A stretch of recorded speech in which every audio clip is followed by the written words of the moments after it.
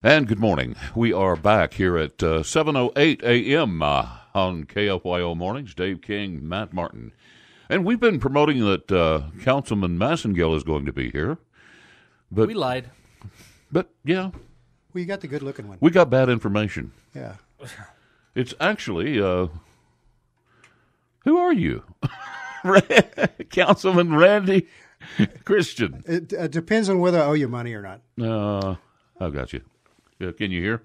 Oh, yeah. So we're adjusting your headphones, and I have both my hearing aid batteries are run down, so I am darn near deaf this morning. Well, you got your headphones on. You may have to talk real loud and repeat everything twice for me.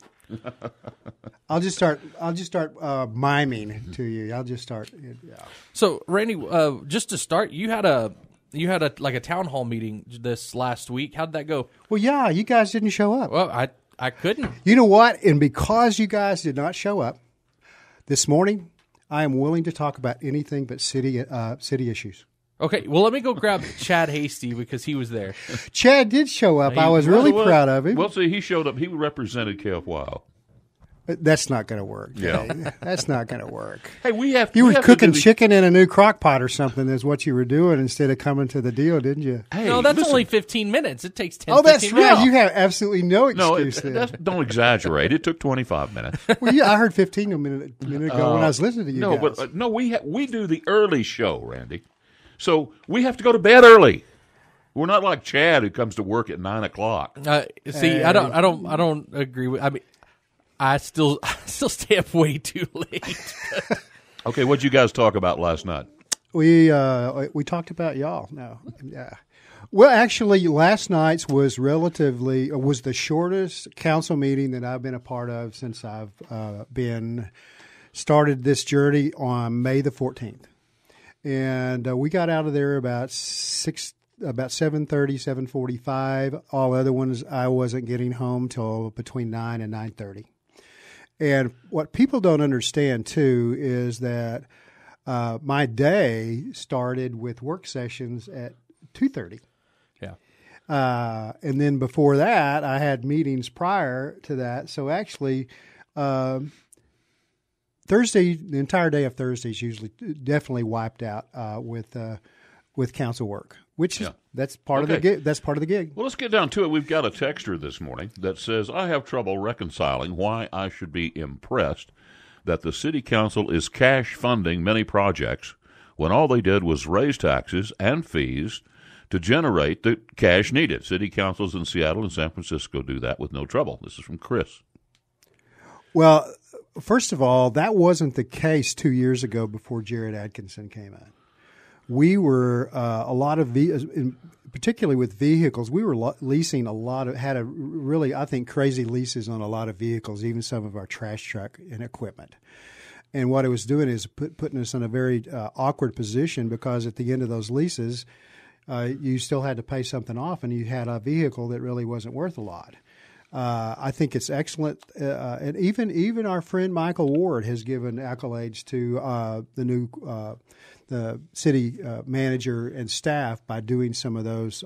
Most all of our vehicles are being paid with cash right now, so that means that we're not having to borrow money. We're not having to get into leases that are making it real difficult for us when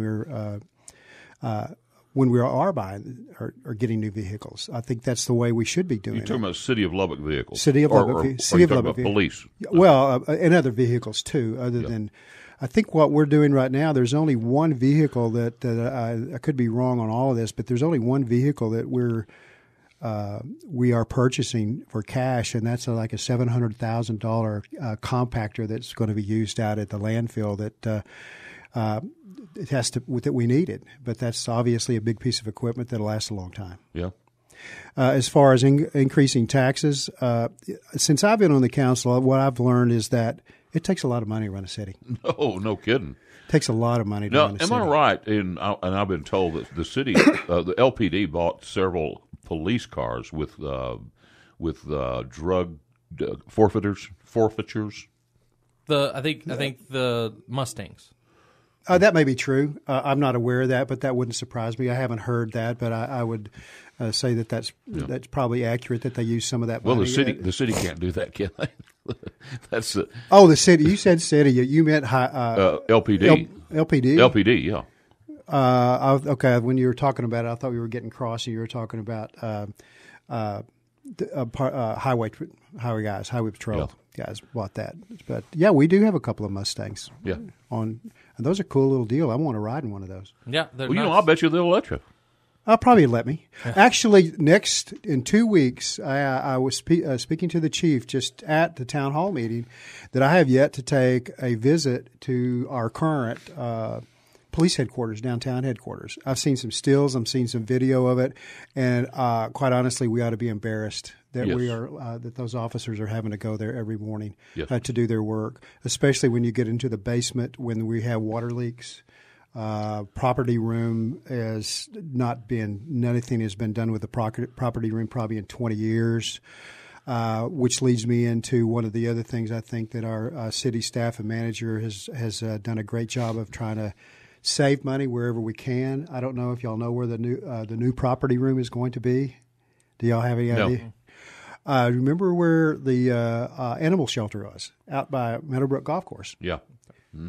Leveled it. You go out there, you would not know that the animal shelter is there. They're going to build the police property room on that city-owned property, so that's going to save us some money too. And it's not just the property room; they're adding other stuff in there, right? Oh yes. But I just thought that was interesting because Jared Atkinson, our city manager, he took a tour of Municipal Hill. Where waste, solid waste is located, the shop. And we just happened to be there, and we drove around, and I thought, the animal shelter's gone. What's going on? Yeah. He said, that's where the property room's going to be. Yeah. Councilman, here's and I'm just going to be completely honest with you. Here's my issue. That's refreshing. Chad kind of sent me a lot of your slides and stuff throughout your meeting, and I've got them right here. Yeah, and so I felt like I got at least some of that. And one of the big takeaways was you really didn't see anywhere that y'all could cut city spending. And be able to stop from raising taxes. And I will pose the same question I did that evening, and also the question I asked in the dais a couple of council meetings. If we were not to raise that property tax by that $1 per 100, we would have to cut the budget by $1.4 million. Where would you like us to cut it? What is the effective tax rate going to go up? It's going to go to 5480. No, but I mean the actual effective. Oh, so in other words, 3.5. So, but when you're looking at the 5.2% that property valuations went up, as well as the 3% that y'all are adding in, it's not going to be exactly 8, but you're looking at raising taxes on people in the city of Lubbock by 8% to cover next year's budget. And to me, that seems like a huge jump from last year. So my question is, why didn't we start with a budget and then go backwards instead of starting with what we felt the city needed and moving forwards? We're still working on that. Matter of fact, I think one of the things, I don't know if you know this, but yesterday in our work session, we had a review of some questions that we asked of the city manager, and not the dollar per 100, but that dollar increase for solid waste and wastewater. Mm-hmm. We cut that in half on one of them, and we dropped it to 75 cents on the other. Okay, and then, so we're looking at things to do, but I will tell you, I understand what you're saying, but over the time that I've looked at it, there's a lot of needs. And I'm going to get in trouble. The city people that work here are going to be so angry at me because I'm about to make every one of them mad. But how can you raise the amount you're paying people in the city 3% if you don't have the money to keep the tax rate the same when you're already getting 5.2%? Yeah. Answer that when we come back. Well, that's what I thought you were. Let's go to break, and we'll be back with Councilman Randy Christian to answer that burning question. Yeah. Right after this. News Talk 95.1 FM and 790 AM. We are KFYO Mornings with Dave King and Matt Martin. 7:23 a.m. on this Friday morning, 77 degrees outside. And with us here in the studio is Councilman Randy Christian. Randy, we're talking about, of course, we have you guys out every other Friday and talk about what occurred in the previous night's council meeting. You said it was a short meeting last night. Yeah, it was. It was the shortest one since I've been on council. Yeah. So we had asked you a question, or Matt had asked you a question about taxes. Well, I want to go back just quickly at the person that texted about paying cash for things. Yeah. We're also paying cash for 10 new police officers and their equipment. We're paying cash for those, which is a nice thing, and we're real proud of that too. And so I think that's something you're different. You're paying cash to equip 10, not their salaries, but to equip. Well, to have those 10 officers. And it costs a lot to equip a police officer. Absolutely, and that's being done with cash. There's a number of other things that we're doing with cash, and I'll be happy to look up. But that's very different than what's been done in the past as far as our city government. Okay, and so we were talking about we're doing pay raises of 3% on average across the board. They are incentive based, so it could be higher, or a little higher, a little lower. But the average across the board is going to be 3%. And so my question was, how, as a city, why are we raising the amount we're giving the employees by that much if we're having to raise taxes in a year like this, where we already have such an amount coming in? Well, as I said before, what I've learned over this past few months of learning that it's very expensive to run a city. I think setting aside the tax increases, I think that we have to be competitive as far as salaries for employees. We've had, in my experience, and we were talking off air with Dave, in my experience in my business, that Lubbock, Texas, across the board, regardless of what business it is, has been pretty much a training ground for young people to get a few years of experience under their belt, and then they move to a larger city. I think it's important as a city that we do what we can to retain, we recruit, hire, and retain quality people, so we don't have that turnover that's somewhat customary regardless of what business it is in Lubbock, Texas. And I think that that's part of the reason that we're suggesting that we do need to have a little bit more money to be able to do that and do a lot of other things that that you and other citizens would like to have. And as I said a minute ago, several weeks ago, when I was on the council, the first reading of this tax increase, I asked city manager, I said, what would happen? What would we have to do if we did not get that $1 per thousand, and we for additional funds for the city? He said we would have to cut $1.4 million from the budget, and then I would ask you, and I asked people that attended the town hall meeting, where would you cut it? Why didn't we start with that 1% as far as the budget's concerned? But they probably did from the city staff. I'm sure they did. I would bet you $1 that's where the city staff did, and that's the reason they recommended the 1 per 100 to council. Well, what would we how much trouble would we be in, and what would we have done if we did not have this windfall that we're having this year on property taxes? I would not like to think about that. When you look at, I think it's an interesting statistic, or one of the slides that Jared used during our town hall meeting. And I'm going to pull it out and let you guys see this. Is, of course, it's radio and they're not going to see it, but I thought it was one of the most telling slides that we showed last night, that just our property tax, the revenues from property tax, is just short of being able to pay for just our police department, for police costs, which made me think of when you guys were talking with the sheriff a couple of days ago and the importance of public safety to our city. Are we willing to compromise our work towards public safety? Well, that's where I would not cut, because the city is growing. We need a bigger police force, not smaller, and we also have this terrible drug problem that I don't think a lot of the citizens are clued in on yet. That we need more public safety than less, but there's probably other areas where we could cut. Maybe we could do without a dog park. Oh no, we got to have the dog park. My dog's already talked to me about that.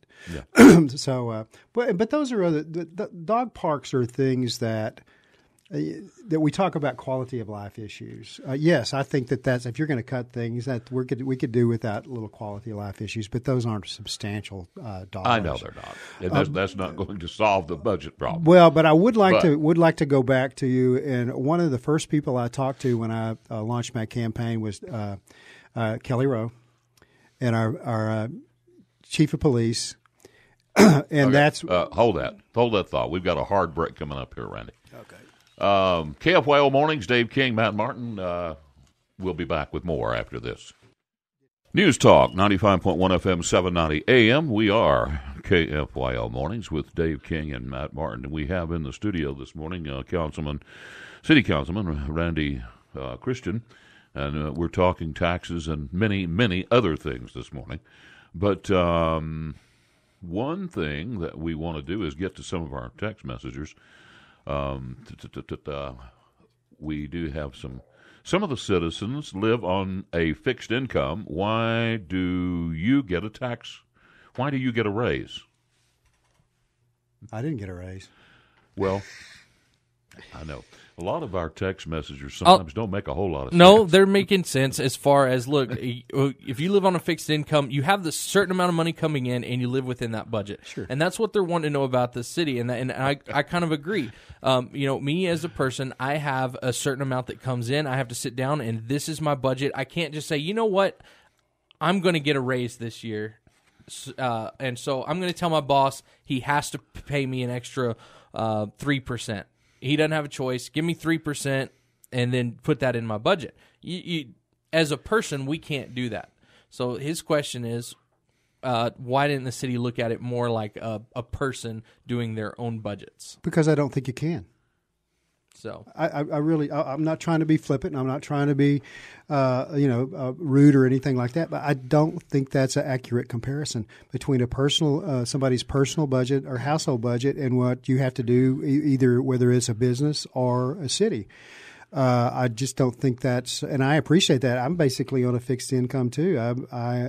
I'm semi-retired. I have a little, part-time. I still work part-time for McGavick Nissan, but in theory, I'm on a fixed income too, and I'm very, very sensitive to that. And I think that there's ways that, and we need to be more sensitive to that from a city. But I don't think I don't think you can make that apples to apples comparison to that. Okay, we have another texter this morning that says, "Don't forget about the added revenue from the state in sales taxes." I said, "I will tell you where to cut the budget, Lita." That's. I wonder where that came from. Well, yeah, sales tax is a big portion of it, but as I said a minute ago, our property tax doesn't even completely fund LPD. So there are some sales tax that would go into that.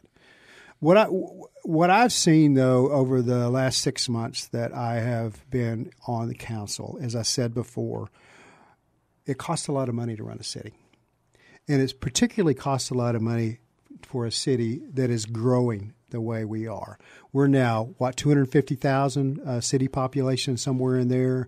We service... but you're getting more revenue, too, because you're adding more businesses and residences who are now on the tax roll. But with those residences, the annexation and some of those other things, comes additional cost to service our city.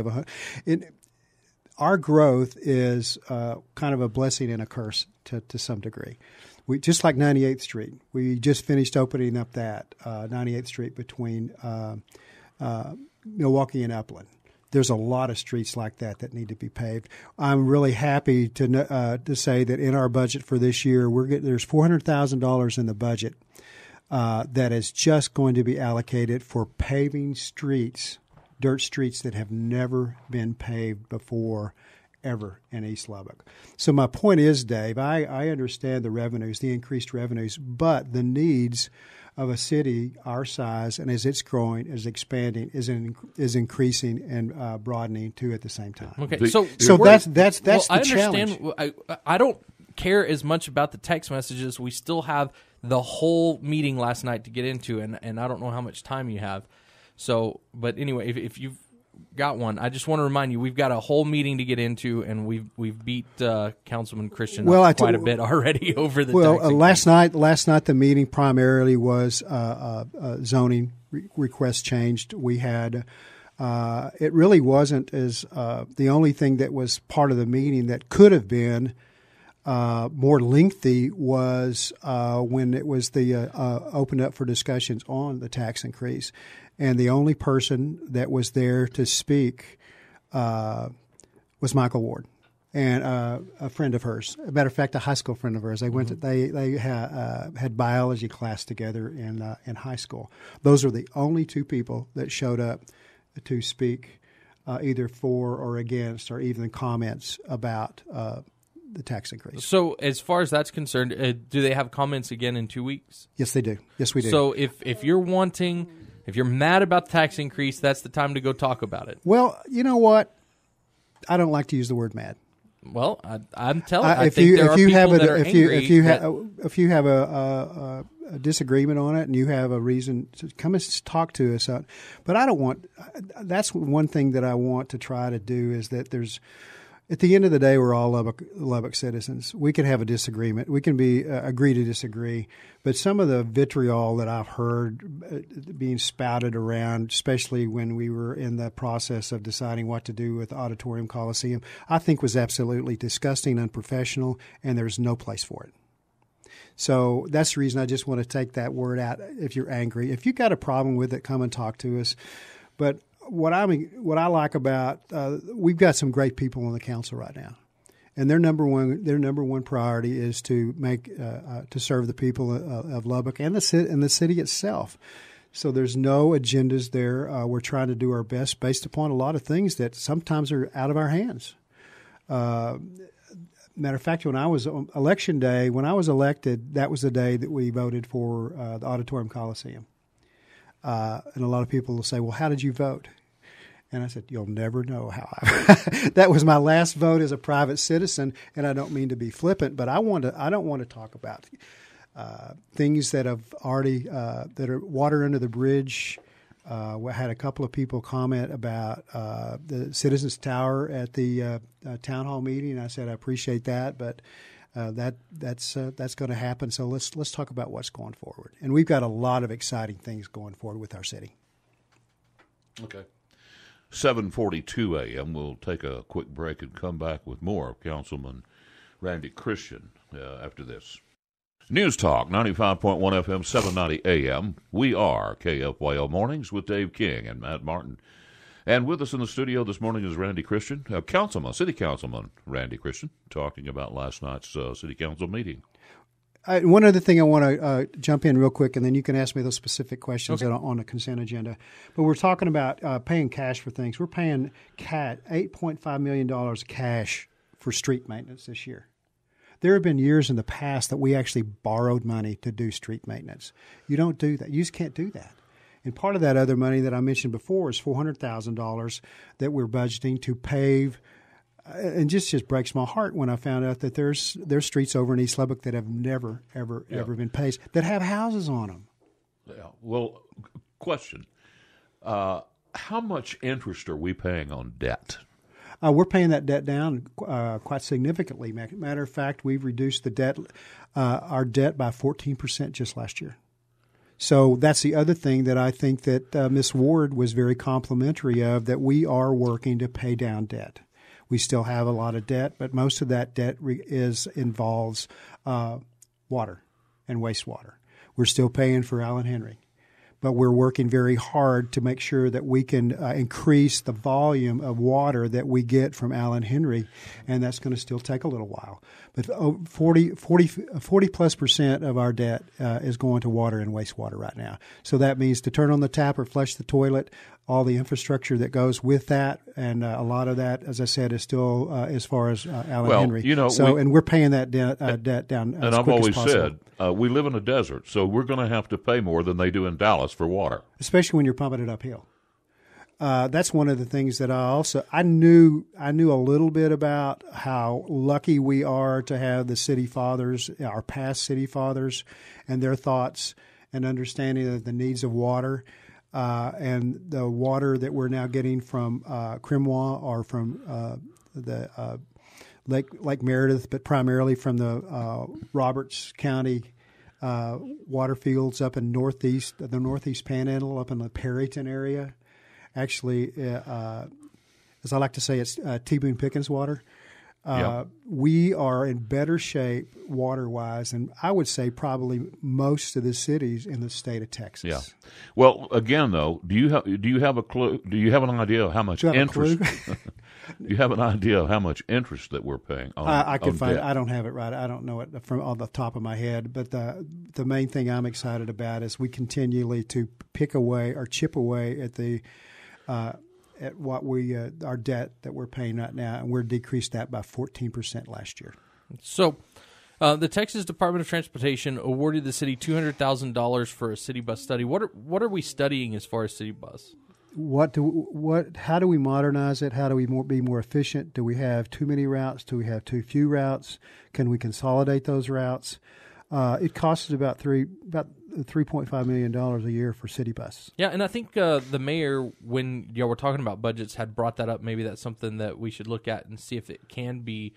I guess I don't know if modernized is the way to look at it, but consolidated in a way that would take that number down a little bit. I think modernized is probably a good way of putting it. What the bullet points are under that term modernization, I think that's the reason we're doing the study. Mm-hmm. So you say it costs the city $3.5 million a year to operate city bus? Yeah, operating expenses. The bus fees don't. How much do they pay? They're not covered at all. Bus fees cover very little. Texas Tech pays a little bit as well, but it still doesn't cover it all. Right, exactly. It still I doesn't understand cover that, it all. but no. And it always, even when years ago, David, I remember when I pitched the city bus account years ago. Even back then, it didn't pay for itself. It is a quality. That's one of those other quality of life issues. If you want to, and I just don't see the city buses with a whole lot of passengers. They're not. That's the reason we're doing the study. It's what? That's the reason we're doing the study. How can we be more efficient? Yeah. Do we need that? Because years ago, well, instead of big buses, maybe we need vans. Well, that's a possibility. Instead of city bus, maybe it needed to be city van. Well, a lot of people don't know, and I remember this from years past, is one of the reasons that we have the big buses, to get federal grants, federal money to do that, you were required to buy the big buses. I thought it was for the billboard. Since we don't have billboards everywhere, we had to put Rager Dyke's picture on something. How much is the city making? How much is the city making on billboards on the buses? Not much anymore. Because you and I know what it costs to put a billboard on a bus. But you were making more 2 months It's a small fortune. Well, and the cost of those transit advertising is the material to do the wraps. Yeah, the wraps. That material are for the wraps is very expensive. Yeah. If you could get that cost down, it wouldn't be so bad. But I do remember, and a lot of people don't realize, the city was forced to buy those big buses for us to get any federal money. Yeah, so what are we going to do with all those buses wrapped with Rager Dyke signs? You can unwrap them? You can put those in the suggestion box at City Hall. Well, they're going to have to be unwrapped. But that's the study, so it's nothing veiled of what we're trying to do. Okay. So we're gonna let's go ahead and take a break. When we come back, we'll ask about the airport. News Talk 95.1 FM, 790 AM. This is KFYO Mornings with Dave King and Matt Martin, and in the studio, City Councilman Randy Christian. So we're doing some upgrades on the airport coming up, and it looks like y'all received some type of grant. Can you kind of talk about what happened yesterday? Well, actually, as I said, we didn't cover that much at all because that was a second reading on the consent agenda. But most of those improvements for the airport are self-funded through fees and that are gathered from the airport. So that's really not a big burden on the citizens as far as what's going on out there. There's new facilities that's going to be finished up pretty soon for the rental car. And then a complete redo of the interior. And it needs to be because of some of the things that have happened with, you know how it is to go through security there. It'll expedite security. So it's long overdue. I don't think anything of any significance has been done at the airport since the 80s. And so it looks like the state is helping you pay for that? Yeah, there's a lot of money that comes in for that we can apply for the airports, either from state or primarily federal. Okay. Federal funds. That, and one other thing that came up, and I think this is a second read as well, but was the smart meters. Oh, smart meters! That was a second reading. I've said in almost all of the LP&L board meetings, and they've done a great job of researching that, and that's also part of what we need to do as we move towards ERCOT.